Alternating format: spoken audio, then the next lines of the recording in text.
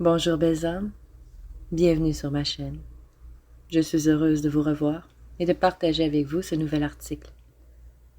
Si vous êtes nouveau sur ma chaîne, je m'appelle Merle et je suis ravie de vous accueillir sur À l'origine de notre pouvoir, où je discute avec vous de spiritualité, de vie, de magie, des sciences et des mystères de l'univers. Dans l'article d'aujourd'hui, je parle de la signification spirituelle de se réveiller aux petites heures de la nuit. Vous arrive-t-il de vous réveiller à des heures indécentes de la nuit, même lorsque vous êtes fatigué et que vous ressentez le besoin de dormir? Quelque chose de mystérieux vous tire du sommeil et vous garde éveillé. Dans l'article d'aujourd'hui, je veux parler des causes qui nous poussent à nous réveiller aux petites heures du matin.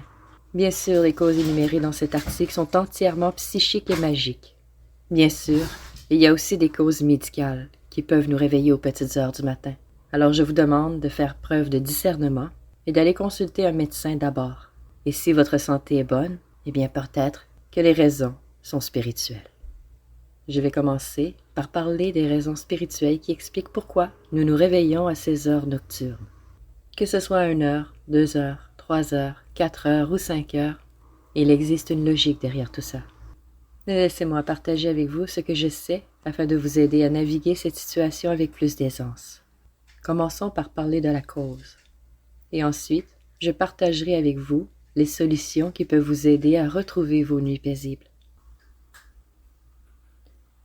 Je veux d'abord préciser ce que ce n'est pas. Ce n'est pas de l'insomnie, ni causé par des mauvais rêves ou par un inconfort comme avoir froid, chaud ou un malaise. C'est entièrement psychique et ça vient de notre âme. Souvenez-vous que notre libre arbitre est une loi divine incontestable. À un certain niveau, nous avons choisi cette situation. Elle fait partie de notre évolution spirituelle. L'insomnie se manifeste avant le coucher. Faire de l'insomnie, ce n'est pas facile.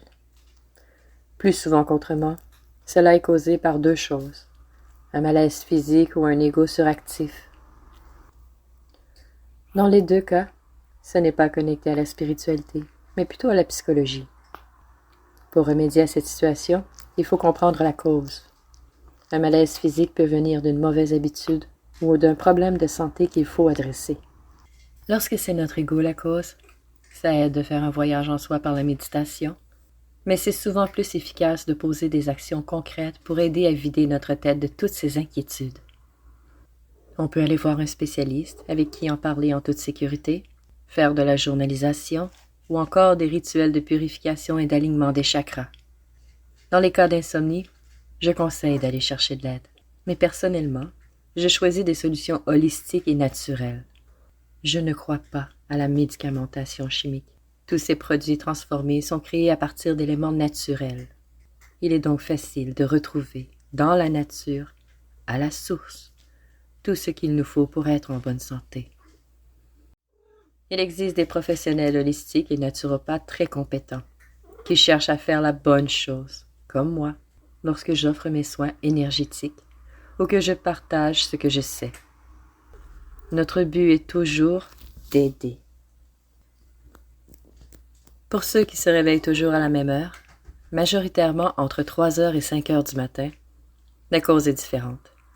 Ce n'est pas lié à l'anxiété, à l'insomnie, ni à un problème de santé physique. Cette perturbation du sommeil est si répandue que je crois, pour la majorité des gens, la cause est de nature psychique plutôt que physique. À partir de minuit, jusqu'au lever du soleil, les énergies changent. C'est le moment où presque tout le monde est relax. Soit ils dorment, soit ils font quelque chose de calme. Les énergies deviennent de plus en plus détendues. Vers 3 heures du matin, même les fêtards et les oiseaux de nuit sont rentrés chez eux. Les personnes sensibles aux énergies et aux messages spirituels sont les plus susceptibles de ressentir des sensations spirituelles ou des présences à ce moment-là. C'est ce qu'on appelle l'heure des sorcières. Contrairement aux croyances, les sorcières ne sont aucunement maléfiques. Elles sont les gardiennes de savoirs ancestraux précieux. Les traditions que nous suivons nous aident à nous connecter à la créatrice de tout, à l'univers, aux esprits, mais surtout à nous-mêmes et à notre moi supérieur. Notre pouvoir vient de l'intérieur, de notre cœur. L'absence de lumière solaire joue aussi un rôle. La lumière, c'est l'énergie, des particules appelées photons. La lumière de la Lune contient aussi des photons, mais ils sont différents.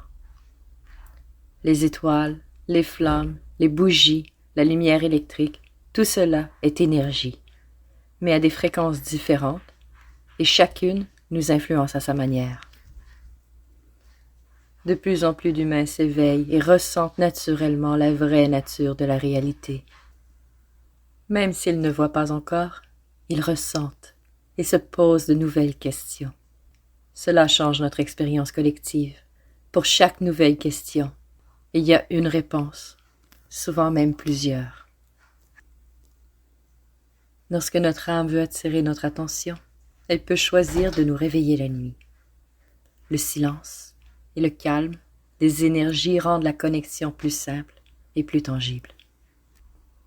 La nuit, les messages de notre âme sont plus faciles à entendre. L'inspiration vient plus facilement. J'écris d'ailleurs cet article en pleine nuit. Il est 3h51. Puisque l'ego est somnolent, les messages passent mieux et sont plus facilement compris et assimilés.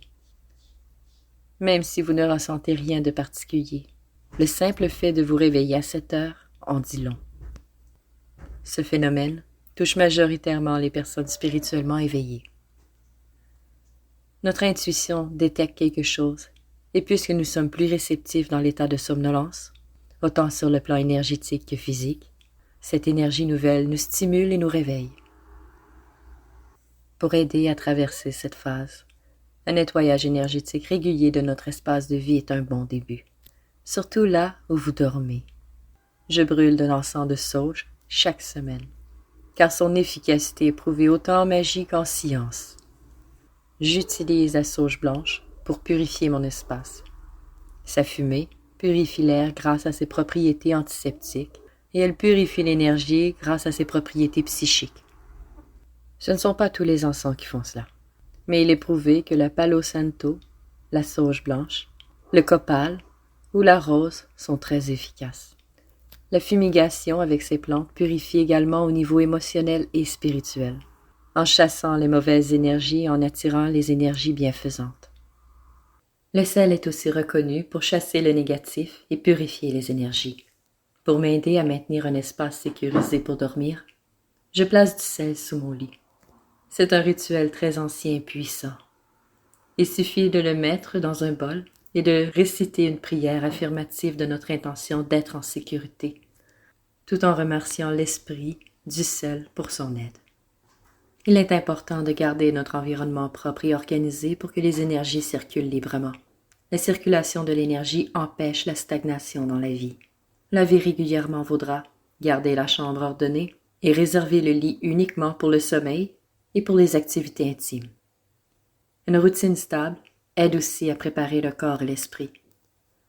La méditation peut être utile, mais pour moi, elle n'est pas toujours efficace. J'ai souvent trop d'énergie la nuit. La journalisation est une autre belle méthode. Vider sa tête, libérer ses tracas, écrire ses pensées. Je me dis que j'ai placé mes idées en lieu sûr et que je peux m'en libérer. Cela m'aide beaucoup à comprendre où j'en suis et à faire de l'espace dans ma tête. Habituellement, cette distorsion du sommeil demande une analyse de nos énergies. La nuit, les éclipses et la nouvelle lune sont des phases d'introspection et de purification. Tout suit un cycle, et s'adapter à celui de la nature et de notre âme nous aide à trouver l'équilibre. De nos jours, les humains ont oublié comment être des terriens. Ils savent inventer des choses extraordinaires, mais ils ignorent comment suivre le rythme naturel de leur corps. J'ai récemment découvert que le sommeil segmenté, ou biphasique, était la norme en Europe entre le Moyen Âge et le début du 19e siècle. Les gens se couchaient généralement tôt, se réveillaient au milieu de la nuit pendant environ 1 heure, puis se rendormaient jusqu'au matin. Ce rythme a été suivi par la société pré-industrielle avant que le sommeil monophasique ne devienne la norme au 19e siècle avec l'arrivée de l'éclairage artificiel. D'après moi, l'acceptation est la meilleure des solutions. Adapter sa routine pour intégrer le réveil nocturne en fait partie. Pour moi, c'est la seule solution qui a vraiment fonctionné. Je me couche plus tôt, parfois 2 heures à l'avance, afin que lorsque je me réveille durant la nuit, je ne sois pas épuisée au matin. Je profite de ce temps pour écrire, méditer ou créer, puis je me rendors vers 5 heures, paisible et régénérée. Ce rythme m'a même inspiré à explorer le modèle de sommeil de Léonard de Vinci, le cycle Huberman.